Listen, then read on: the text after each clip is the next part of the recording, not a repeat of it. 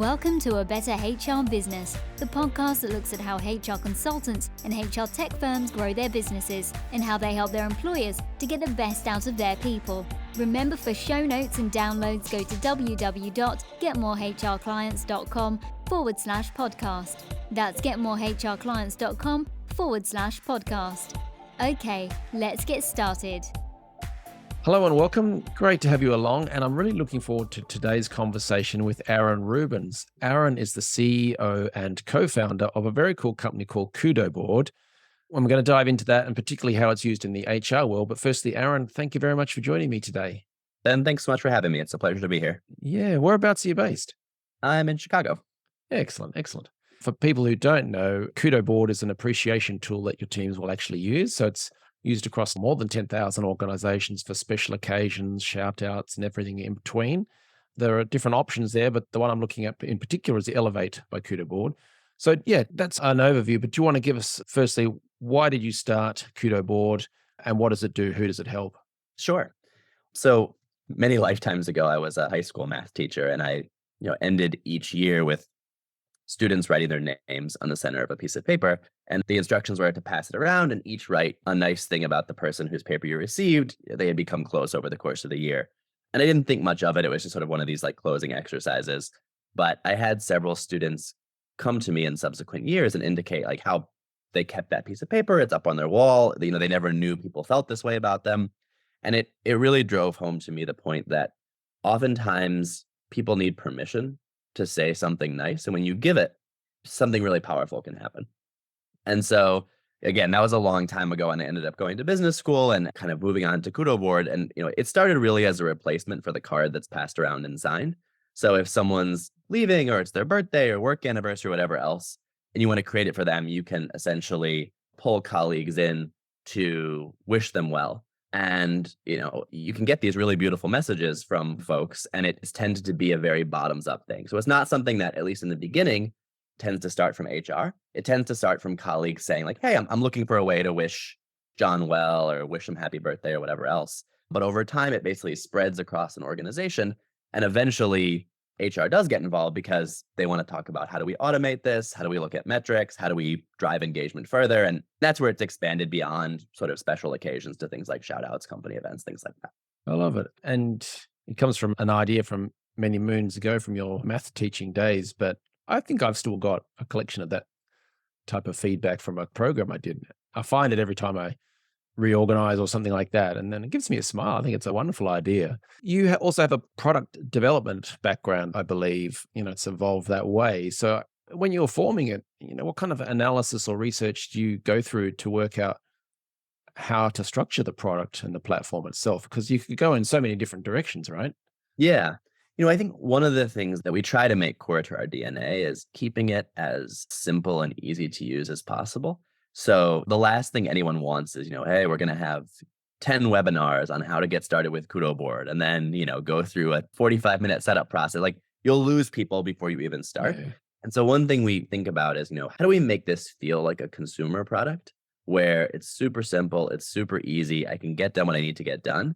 And then layer on some of the more advanced pieces around like analytics and data and HRIS systems and that stuff in the background for admins to manage. But for the average user, keeping it like really, really simple. We've tried to make that kind of a guiding principle in product development, which is by adding X new thing, are we adding more value than we're taking away in simplicity? Because everything you add adds complexity. And so that's kind of like the balance that we're always going back and forth on as we're trying to figure out like what to add, what not to add, et cetera. Because it's really easy in the beginning when there's nothing. But at a certain point, you're like, well, if we add this, does it take away here? And it becomes more of a trade-off discussion. Yeah. I wasn't really a Simpsons guy, but I remember there was some sort of episode where he was asked to design an amazing car and he just had everything on it with see-through domes and all kinds of stuff. I don't think it drove or it cost $1 million to make. So you can have, what is it called? Feature bloat or product bloat? There's some term around that. You can just go too far. Yeah, I think feature bloat. I don't think we call it that internally, but it's definitely something that's on our mind of trying to avoid it and keep it simple and keep it something that like, hey, if you want to pay today and launch tomorrow, you can. Yep. So one of the big competitors for any software company in the world, I think, is Microsoft Excel. So if it's in the HR space and if it's managing staff, timekeeping and things like that, you can just stick stuff into Microsoft. It's not as cool as other things, but it'll do. That might be the perspective of some employers, small to medium businesses, or even large. I've seen it happen with massive HR processes being managed by Excel spreadsheets. It's unbelievable. But that's an issue. And so for you, it's fine. We'll go and get a paper card thing. How do you get around that issue and make it, I don't know, get seen differently? Yeah, it's a good question. I think the actual process of the paper card in the office, I would say, was quite a big hassle relative to what you get out of it. So you'd actually have to obviously go and buy the card, but then like secretly pass it around to people without the person seeing it at the end. And then, people would be out of the office or this or that and then deliver it. And it took a lot of time. And then once folks started moving to remote and hybrid, not only did it take a lot of time, but it became fundamentally sort of not possible. And so then there was a question of like, okay, well, now we're spread across X different states, but we're trying to build this cohesive culture. How do we still keep people feeling connected? And, the analog option wasn't even really an option anymore. And so that was sort of one of the big turning points, was like moving towards this world of hybrid where not everyone's going to be in the office every day. You need these options to still connect people. I think in terms of, to your point, like we will certainly run into companies that are just like, we kind of use Google Slides for this, or we use PowerPoint for this. And it's just a pain to actually like create a PowerPoint, Yeah. email everyone out and you get their post, you make a presentation. It's like, well, how many hours of someone's day do you want them spending manually doing this when you could do it easily with this product in 3 minutes? Yeah. And it's just a question of like, where are you investing your resources? So, Do you see certain use cases or situations that get used more than others? yeah. So it's kind of like 3 buckets high level. So there's what we call special occasions, and those tend to be most popular, like birthday, work anniversary, welcome. So like, hey, it's a new employee and they're joining, you want to welcome them to the team, and then farewell, whether it's they're leaving the team or retirement, that kind of thing. Those are kind of like the big 4 within there. But there's a huge long tail of, the get wells, the maternity leaves, the this, the that. There's all sorts of other ones, but those are kind of the big 4. On the event side, it tends to be much more bespoke to a particular organization. So, right now we have a lot of organizations using Kudoboard for International Women's Day. And they basically set up a board where employees can come together and kind of either recognize women in their organization or, women who have influenced their lives or whatever the kind of call to action is. And admins can moderate the content and people can tag each other and add likes and comments and all that kind of stuff. So it's more of this event, but those really vary throughout the year. So, some organizations will use it for Pride Month and for Asian American Heritage Month, or all these different things, these kind of like moments that organizations want to celebrate. And this gives them a platform to kind of bring people together around it. So it, in that case, moves outside of the card paradigm and more for like, how do we let organizations kind of celebrate these moments that matter? Yeah. You got me thinking there around change management. So I had a little flashback to when I was an HR manager and I had to do safety audits. So you get literally a clipboard and the piece of paper, and you'd walk into a different area of a manufacturing business and I would look for things that they were doing wrong and then I'd write them up. It was a wonderful system. And then I realized, no, this is terrible. So all of that stuff has evolved to safe act observations. The concept is you're trying to catch people doing the right thing. And still, it's about someone coming down from on high and catching you doing either good things or bad things. But if you take that to the big picture level for a company, when they're going through change management processes, maybe it's a new CEO and says, oh, wow, we've been doing things the old way. Everything's changed. We need a whole new approach. So there's the mission, vision, values, all that stuff. It gets cascaded. But part of that is trying to change culture and encourage certain values, because they used to stick something up on the wall. Here are our 5 values, honesty, transparent, whatever it may be. But then to reinforce that, you've actually got to do stuff in a practical sense. And I can see this happening, so that if there's a particular element to the vision or certain behaviors you want to drive as opposed to old behaviors, then you might be trying to use something like Elevate or Kudoboard to share, acknowledgement of people doing the right things or reward the right kind of behaviors. But you could use it to drive the kinds of behaviors and values that you want to see spread in your organization. Yeah, no, absolutely. And, one of the, say, sort of the blessings and curses of a product like Kudoboard is it's pretty simple in that, like, you have a board, people can post content to that board. And that can be used for all sorts of things. But to your point, like one use that we do see is how do we reinforce organization values? And Mm. we've seen it a few different ways. Like we've seen it where, hey, we're launching a new set of values and we're going to ask people to come together and share different ways that they've seen these values in the organization. But we've also seen it in the ongoing sense where it's like, hey, give your colleagues shout outs and, tag values that this kind of represents. And we're going to like choose a few of these each month to kind of highlight or give a prize to or whatever else. So there's all sorts of different ways. And the point is to set something up that's flexible enough so that wherever your organization is at, you can kind of use it to bring people together and celebrate these different, whether it's people or moments or values that kind of make a difference to your organization. Yeah. So what you're doing is helping increase employee engagement, which feeds into reaching business objectives and goals, and that has financial impact as well. So you're doing some great stuff. It also makes a nicer place to work and a happier place. And if it is hybrid, then you are connecting people. So you've got a mission there and you're doing some great stuff. What are you doing to grow the company and help get the word out there to get more corporate clients on board? What are you doing to grow and market the business? Yeah. So Kudoboard primarily began as sort of a bottoms up platform. So as we were discussing earlier, kind of adopted by individual employees.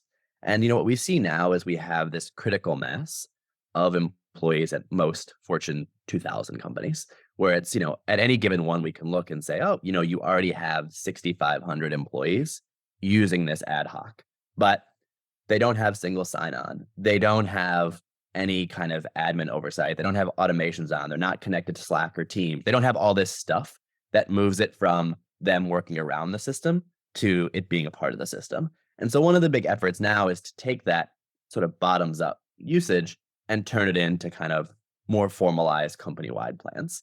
And it's a delicate conversation because usually when we're engaging, it happens in two ways. One is HR reaches out to us, or it can be internal comms. There's a few different departments where it comes from, but they reach out to us and say, hey, we keep running into Kudoboard. How many people are using it? And they're always a little shocked. And we're like, 18,000 are signed up already. So that's always a little delicate because, it didn't necessarily come from them. But usually folks are really excited because it's like, oh, great. I already know our people want this. So now it's just a question of like, how do we fit it into the budget and relative to other tools we have and all that kind of stuff. But then we also are now looking more to how do we go to them and kind of not wait for them to come to us, but go to them and proactively share like what that usage already looks like. So, one of our cardinal rules on like the sales and marketing side is we don't want to even think about organizations that aren't actively using Kudoboard because there's millions of people actively using it. So let's just focus there. And, the rest will happen when it happens. But, if we're talking to someone on a sales call and they don't already have hundreds or thousands of people in their organization using it, it's probably not a good use of their time or ours. That's very smart. So you're going for the low hanging fruit, and it might be very juicy fruit, but it's there that you've already got thousands or tens of thousands of people using it already. And then that's probably a pretty easy approach to make, is it? To say, we've already got all these people on there. Let's formalize the arrangement. Is that right? Yeah, it can be. I mean, I think we always, in the beginning think it's going to be easier than it actually is. Like, oh, well, why wouldn't they want to formalize it? Yeah. It tends to be a few reasons why folks make the move. So, one is that they're kind of rethinking their strategy for kind of appreciation organization wide, and they know it's being used. So like the timing is right to pull it in more formally.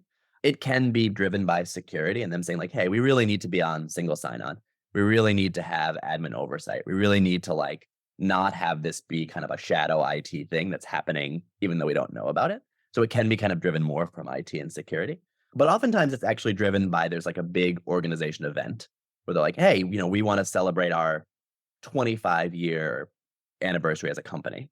And it bubbles up. We should use Kudoboard. Our employees are already using it, but now they want to use it very formally to invite all 60,000 people to participate. And once you move into like events like that, usually they don't want it to be kind of this sort of informal. People are, paying one off each time and like, let's have a plan. So it tends to be one of those three things. Like there's a change happening anyway. IT is kind of pushing on security, or they have this company-wide use case and they want to kind of pull it in more formally. Yeah, I got it. Because I think you mentioned earlier, slightly different focus points or client areas, the HR, but also the internal comms. I can see that very much being an internal comms thing, 25 years or big new partnership, something like that. That makes perfect sense. And we actually see a lot of that sort of industry specific too. So we work with a ton of healthcare organizations that have like somewhat more specific needs.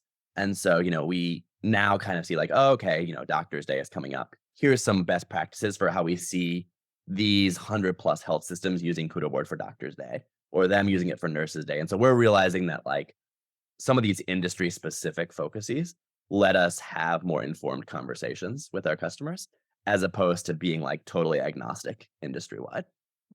I just had an idea, an HR idea, that we have days for everything at a national level, let's say, or an international level, but you could have an organizational thing as well, like the company-wide day for accounting people, and then the company-wide day for marketing staff, and then let the company appreciate, because that's how you build that culture and create a team. Yeah, brilliant. So I'm imagining things like SEO are probably quite powerful, or maybe already tough because you've got some similar but different competitors out there, but they're not doing what you do. Is that true to say?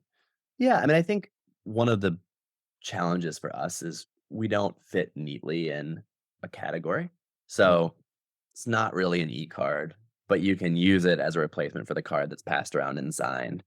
It's not really a recognition platform in the traditional sense. Like we don't do like point systems and, you redeem your points for rewards and things like that. But it can be used to kind of engage folks in that manner and make them feel valuable. So I think one of the challenges that we face is like, how do we define what this is in a way that resonates and is what people are looking for, while also recognizing that there are these like preset categories out there and you can't totally ignore them in order to be found. So, I think it's something we're still figuring out, but it kind of goes back to, again, like, hey, we've got millions of people using the platform. So let's try to focus on like nurturing them, engaging them more so. And, the biggest way we get people is when I create a board for you for your retirement, I invite 50 other people to participate. So that's 50 people that just got invited to participate who have maybe never seen it before. And so when we think about like how it spreads across organizations, it tends to be that essential viral mechanism built into the product itself. Yeah. And so like anything we can do to make that more powerful, easier to share, it's similar to GoFundMe in that way. Yep. Like it spreads by people essentially sharing it out and inviting large groups of people to participate. Nice. It'd be great to try and get some of the feedback from them, whether that through surveys or user discussions or use case feedback, because that'd be really powerful, right? Totally. No, and I think we've done a good job of getting feedback on like the first use and how to like make the first use easier. But now we're trying to think of like, hey, how about the 20th use or the 50th? Like, how does it work and get better, even when you're like using it on a much more ongoing basis? Or how to convert it to a corporate product or corporate sign-up account. Yeah, there are other e-card services out there, or there are gamified platforms and things like that. But when they're points driven, sometimes that might take the fun out of it. If you accumulate enough points, you'll get to be rewarded for something. And it sounds a bit like an election, trying to get people to, vote for me or give me some feedback so I can get a card. Whereas this probably feels more authentic. Exactly. And we try to use that language a lot around, hey, this is about authentic appreciation. You're not, I'm giving you 10 points and you give me 10 points. And I think the point systems and platforms can be really great and powerful. For sure. It just requires the right culture already in place. Otherwise, it can kind of get abused. Yeah. And I think that, we've tried to very specifically like stay away from performance management and say like, hey, if you're looking for a platform to give performance reviews and feedback and whatever else, like, yeah, you could theoretically take a board here and add feedback, but like, that's not what this is. This is meant to be this like authentic appreciation, celebration, like setup, as opposed to something that's more, extrinsic or performance based in nature, and tried to kind of like draw that line. So we do get questions sometimes about like, oh, could we have like a leaderboard and this and that? And it's always something that we like debate on the roadmap. And then we kind of think, that's just not what this is meant to be. And we kind of push it back or say that I don't think we're going there. Yeah, I think that's important to do that. So to round things out, I'm curious, what has worked well for getting the word out there and generating new business, and perhaps what has not worked well? And then what's your advice to other companies in the HR space on how to grow easier or faster? Yeah, I mean, the thing that has been surprising to us is, most uses of Kudoboard are internal. So, it's an internal company holiday, or you're creating an internal company shout out board, or, someone's birthday in the company. And that's great. And they'll invite people in the company to participate, but it stays very cloistered. What we've found is that there are certain uses for our product where it ends up being much more external in nature. So an example is the Cleveland Clinic set up a board to elicit kind of appreciation for caregivers from the community. So patients, stakeholders outside of the organization themselves could post notes of appreciation. And in that case, it was much more public facing because they wanted it to be, public, and they promoted on their social media and this and that. And we found that when organizations are willing to use the product sort of publicly and engage with external stakeholders outside of, then that has been a huge boon in terms of spreading the word. So we have another one right now, like the Carter Center, created a board for Jimmy Carter and his family as he moved into hospice a couple of weeks ago. And they said, hey, we have thousands of people looking to give him well wishes. They had used it for his birthday each of the past few years, and they wanted to create sort of like more of a somber well wishes. And, they've gotten 20,000 plus people that have participated and have been able to spread it really wide. And so those kind of uses where it is much more public in nature tend to be really vibrant. And it actually tends to be more on the comm side rather than the HR side. So HR finds out about it because there are these like external comms events happening in other organizations. And they're like, oh, I like what they're doing. We should do that too. And that's been some of the more successful efforts of late for us. Brilliant. Anything that hasn't worked so well? Oh yeah, lots of stuff that hasn't worked. I think the biggest thing on our mind is Kudoboard can be really delightful the first time you get one. But how do we keep it still delightful the 10th time? And it's the same with if you're passing around a card. If you only did it once, it's fine. But if you're, being asked a few times a month, it can become a little routine. And so I think one of the things we're like constantly playing with is like, how do we still keep this sort of novel and fun and something that people don't look at as just one more task they need to do? And so there's a lot of different experiments we've run, and I'd say 80% of them have failed. Yeah. And every once in a while, something we do succeeds. And we're like, oh, this seems to get more engagement, or people give better feedback when we do this. And so we're going to double down on it. But we more often fail than succeed when we're trying to like make things more engaging. And a CEO, how does that feel, the failure side of it? Yeah, I mean, if we weren't failing on a bunch of our experiments, then we're probably not being ambitious enough and creative enough. I'm encouraging. I think, if we go a whole year and every single experiment failed, like we need to rethink. But I am perfectly comfortable with a reasonably high failure rate, recognizing that, when we started and it was nothing, things mostly worked because you go from nothing to something. Usually that's better. But once you have something and it's kind of replacing or changing, a lot of times the change is going to be worse than the original, and you just got to kind of accept it and be able to measure it and then move on. Yeah, I think that's great. And I mean, it's classic marketing, isn't it? Split tests, track the results, keep what wins and ditch the underperforming one, then keep moving on. But I love the fact that you understand that that's the process, and there will be successes, there'll be failures in any marketing process. Absolutely. Yep. Any final advice to other companies on how to grow either easier or faster? I often think I know which things are going to win and which aren't. And I am often proven incorrect. So I think to the extent that you can allow like more voices to drive what those tests are going to be and have an open mind, I think as long as you're measuring it and can get it out pretty quickly and figure out if it works or not, I've been surprised at things where like, oh no, there's no way. And then it turns out to be really positive. And then other ones where I'm like, oh, this seems worse. So I guess it just goes to show that, the more you measure, the more you'll probably surprise yourself in terms of what actually works and what doesn't. I love it. So wait, a former maths teacher is saying rely on the data. This is... I know. Mind's blown, right? No, I think that's fantastic. And what's the phrase? I think it's HIPPO, highest income person's opinion. So usually it's the boss in the room and we'll do it my way or the highway. And then it sounds like they could be missing out on things because, you expect in a split test, let's say version A will win. In fact, B wins, and you're being open to that. You're letting the data tell the story. I think that's fantastic. If people want to learn more about either Elevate by Kudoboard or Kudoboard itself, what should they do next? Yeah. So the easiest way is, if you go to kudoboard.com/business, you can start a free trial of Elevate, which is the sort of business focused product.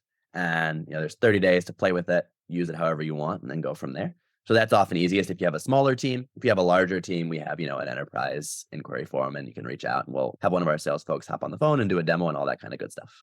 Brilliant. If you're listening to this and you're looking for ways to embed cultural change or whatever it is that you're working on in your client companies, then this may be an option to help embed that, spread the right culture and get that positivity back. I think it's brilliant. Aaron, well done on all you've achieved, and I wish you all the best for the future. And thanks so much for your time. I really appreciate it today. Thanks for joining us today on A Better HR Business, the podcast that explores the world of HR consulting and HR tech businesses. For show notes and downloads, go to www.getmorehrclients.com/podcast. That's getmorehrclients.com/podcast. Remember to subscribe and share the show with any friends who are busy growing a HR business. Thanks and see you next time.